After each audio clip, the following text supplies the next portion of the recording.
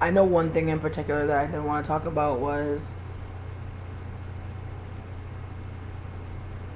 being from so many different paths, or rather, holding so many identities, being oppressed in ways that are so small and so big that it's almost like another trigger just trying to account for the ways you are triggered. Um, Finding love in that atmosphere or in that headspace, in that environment internally is extremely hard. I think the thing about my relationship that I appreciate the most is the fact that my partner is another black person who is woke and who is open to yelling and screaming and fighting about, not fighting, but like yelling and like being just very passionate and emphatic about the ways in which like we are oppressed and things are fucked up. And I appreciate that shit. I think I've never had a partnership with any person before that made me feel just so validated and just so heard. And that's something I so appreciate, but I think at the same time, because I've had so much trauma, because I've endured so many situations where I could not trust people that I had already trusted, I became hostile to people that cared for me because I just didn't believe them. Because I've had people be in my life for very short amount of time, for very short amounts of time, and I've had situations where folks just abandoned me, folks just left me, folks just didn't care about reciprocity or about how I was going to be affected. Just mindlessness. That was just so precarious and left me in such risky and unpredictable situations. When those things happen to you, when someone is genuinely trying to love you, it does not seem so or possible at times. And I think the worst part is like most folks, perhaps like that, have been very open in trying to find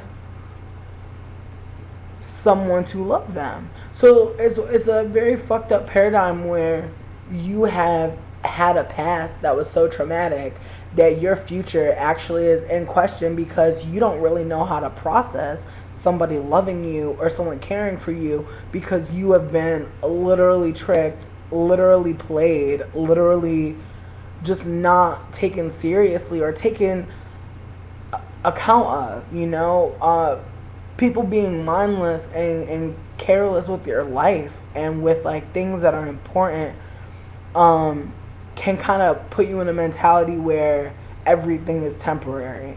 So in ways your reactions to things aren't with longevity in mind, aren't with some sort of progression in mind, some sort of relationship in mind. And I think in ways it creates a very harmful and toxic environment. And it's something that I think in ways like I for sure definitely need therapy for. And I definitely am hoping that I can find some sort of spiritual healing as well. But I think it's also important, like pre any, diagnosis or help or resources, I'm able to actually talk about it because I think in this headspace that I'm in right now, it's so hard sometimes because I'll be in the middle of being extremely upset about something that has really nothing to do with why I'm truly upset. And then a lot of times my anger is a mask for some sort of scarcity or poverty trigger or some sort of trigger of just someone not caring for me in a way that I felt I deserved to be cared for. And I think at times it can borderline on ridiculous. It can borderline on not being realistic in terms of my partner and their ability to really hold space for me. Because I think in ways I've learned a lot in a short amount of time, which is awesome. But I think in ways it does set up certain situations to make me be a teacher or some sort of authority, and that's not my nature. I'm not really a person that wants to be instilling my values into you. I think I just try to say how I feel, and I think because I'm assertive, perhaps people take that as like me saying like my way is, wholly right and the only way. But I think um, because of that, uh, it can be like really hard to kind of explain. I think the ways that it's hard to convey yourself when you kind of speak so bluntly and so squarely. And I think like from time to time I learned that I need to like, kind of like pause. I think that's one of the main things is to kind of pause before I kind of like have an anxiety attack and just kind of remind myself, what this moment is, like what's happening in this moment. Because I think that a lot of times when I'm triggered to kind of like lash out, or my abandonment is triggered, or I just feel kind of like just, and for whatever reason, because it can be irrational, feel kind of disconnected from my partner or not feeling cared for enough. I try to pause and I try to ask myself, what should, what is my partner's headspace? What has my partner gone through today? What has happened to them maybe in their day that makes them perhaps less talkative, less open energetically? And I think that that's the main thing I wanted to say was about decentering, because that's something that is so needed. I think one of the things that I learned living with other folks who are queer and trans, black folks, people of color, indigenous folks, I learned that if you're not able to decenter yourself, you cannot live with other folks who hold those identities. And that's just how I feel. But I think it's mainly because I noticed in situations where folks were not able to decenter and center the other folks who were in their community, like directly, they were in your community, like they're living under your roof, they're in community with you in so many different ways. Unable to decenter, unable to see why something would be hurtful, something would be seemingly unfair, something would be racist, something that would seem in ways perpetuating rape culture. Folks were unable in ways to kind of decenter themselves from the space and took up a lot of space trying to, center themselves in things that people were bringing to them as problems, issues, disturbances. And I think for myself, dating a black cis woman, I have to remind myself that yes, I do suffer from anxiety. Yes, I do suffer from PTSD. I do have a lot of trauma around living spaces with other folks, mainly because I've never been able to coexist with other folks without something happening, and me being displaced. And there's been a lot of instances where perhaps the fault was on me, perhaps the fault was on the other person, but over time it's been a situation where houselessness is an issue for me. Houselessness is a trigger for me. Living with people is a trigger. I think one of the things I said to Audrey when we were living together, or rather before we lived together, I said to her, and I think this was the first time I ever said this to anybody, and I think that's like why Denver, the whole situation kind of hurt me, was because I vocalized that I had lived with other folks of color before, and that I had lived with other queer folks before, and that I had lived with queer folks of color before, and that I had been traumatized by living in housing situations that were just not stable.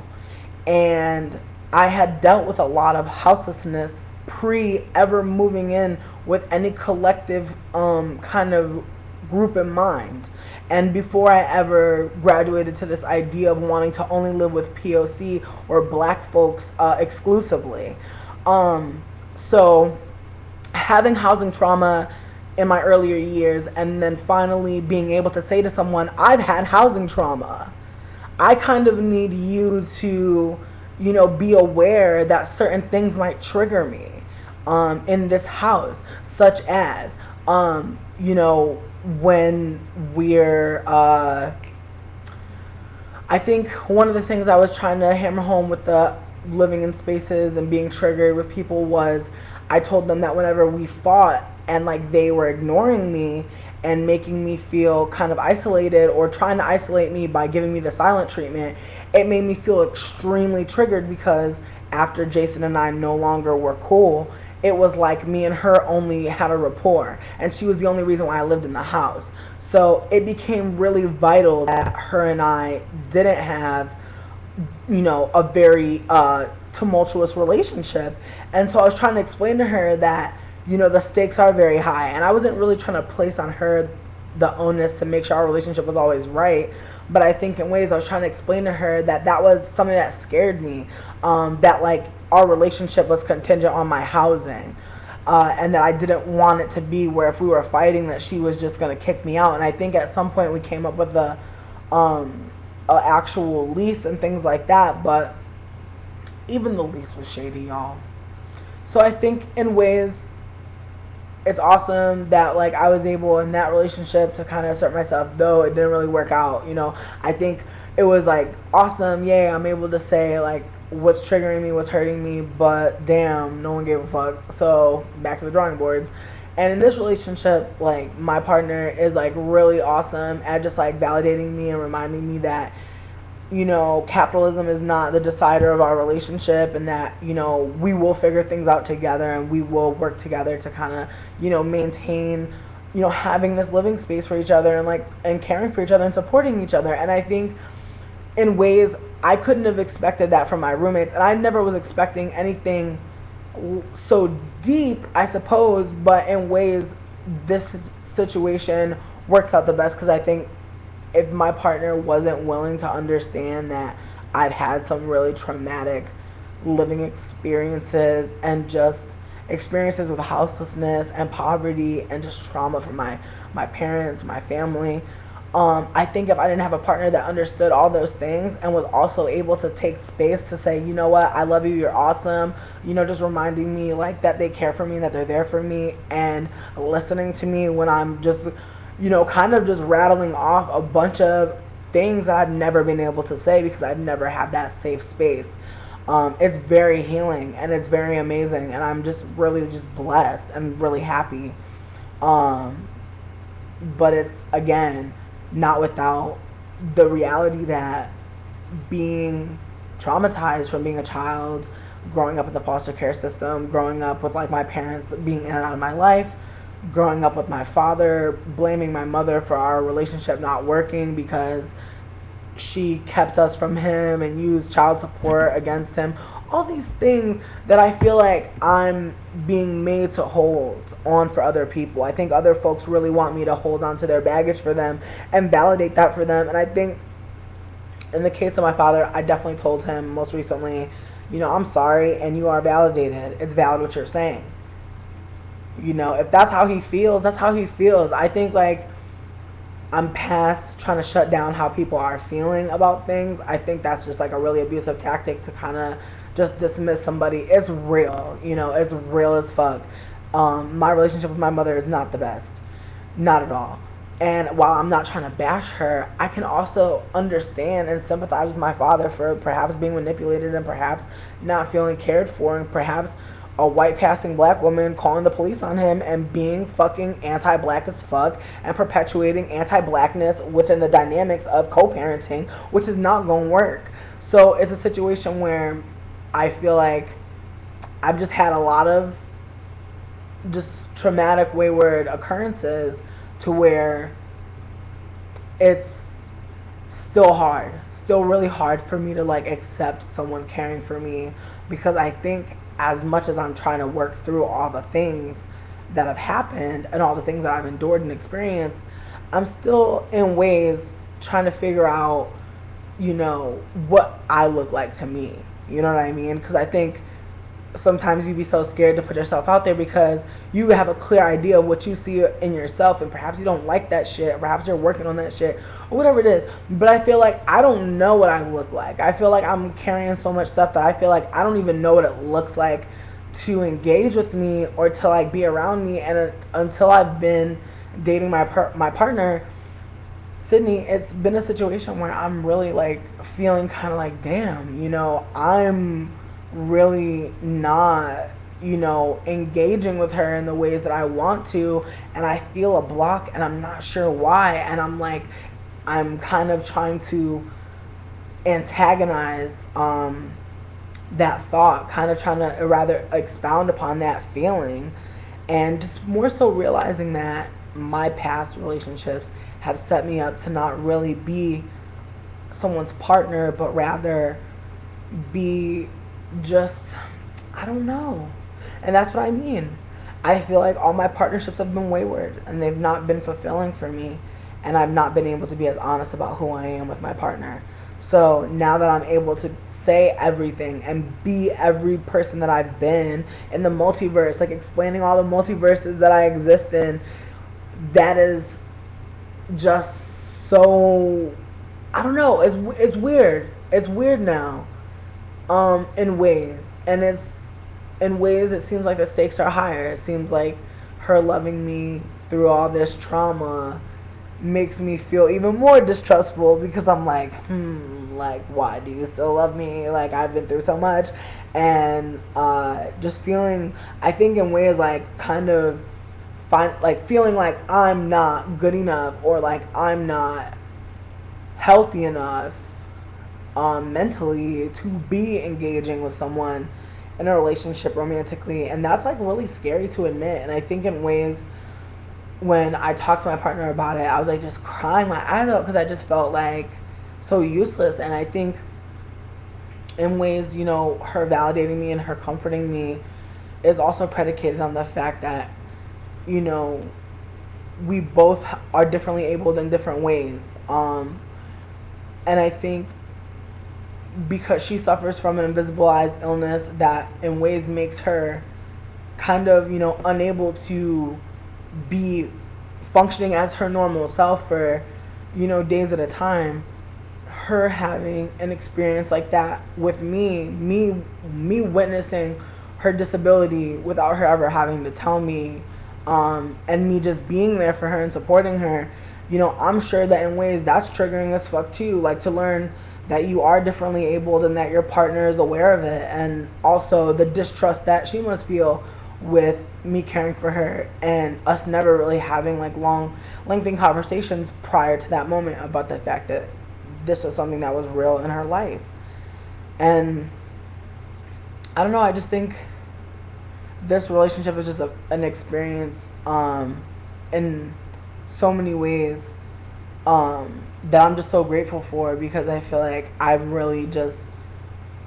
fallen in love with my best friend, y'all. Like, for real. Like, I love this person, and I just think that she's someone that sees me completely and doesn't make me feel like I'm not just as amazing as, when we first met and she knew nothing about me and she was just intrigued. And I think in ways like living this full life, this full vibrancy, being completely open and honest with my partner is just so refreshing and feels so revitalizing.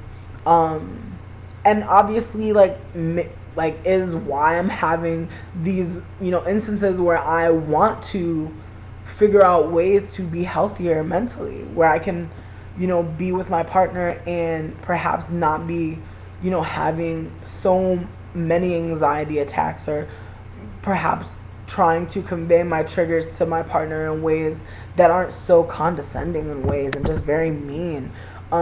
Because in ways, I think, as I said, prior relationships, I learned how to speak to my partners in very shady, fucked up ways. And I don't think I ever held myself accountable for the ways that I treated my partners poorly, because I had not been treated right at all by anyone, and perpetuating that to a point where that was my relationship style was just being extremely unhealthy and extremely, I think, sexualized, fetishized. So I think like it just kind of intersected where my partners didn't care that, I was experiencing, mania, or that I was experiencing anxiety. Like, it didn't matter because my partners were sexualizing me, and that's what mattered to them more so than what I was saying or what I was experiencing. But I kind of want to wrap this up. It's a 20-minute video. Cute, cute, cute. I just, I don't know. I just feel kind of like it's so freeing to be able to tell my partner I'm just feeling kind of fucked up about capitalism right now, and for her to not look at me like, what do you mean? And for her to not make me feel like I have to get over it. For her to let me expound truly upon things that do fuck with me is just so important. It's just, it feels like so strange that this is the first time I'm ever experiencing this kind of happiness. But at the same time, I'm extremely grateful, and I'm just, I don't know, I'm just very inspired. I'm very inspired. I have a lot of good people around me. I'm eating some good food, and I'm just like on some other shit right now. I'm just really trying to just experience my trauma in ways, in a healthy way. I want to kind of harness the energy from the trauma and kind of just, kind of channel it away from me in positive bursts, because I just feel like it's been such a traumatic time. It's been so many different instances of me feeling just kind of just disillusioned and bereft and just isolated. And it feels really good to know that I'm creating that physical community that I said I wanted. On my birthday last year, I said, not 25, but 24, I was like, I need to get my physical community popping, and that's what it is. And I'm just like, I'm trying to get back to my online folks. I know y'all are out here. I know y'all want to talk. I know y'all want to just like really share and just hold some sort of attendance together, because I know a lot of folks have been hitting me up on the Instagram saying, hey, come back, where you been? And honestly, I've been here. I just been kind of like just trying to harness my thoughts, trying to just get ready to come back and talk to y'all, because I just feel like every time I turn around, I've got something else going on. But I just wanted to share that this is one of the journeys I'm going through right now. I'm definitely trying to work on my mental health and the way that I respond to people that I care for, or people that I potentially do want to care for. Trying to just work on not treating people like they're temporary, because that's all I've ever known. And that's not easy, but it's not something that's acceptable to me, as someone that wants to carry on living and wants to carry on having connections with people. I want them to be genuine, and I want them to be based on love and sweetness and kindness and just reciprocity and understanding. And I don't want it to be based on anything other than that. But yeah, thank you guys for watching.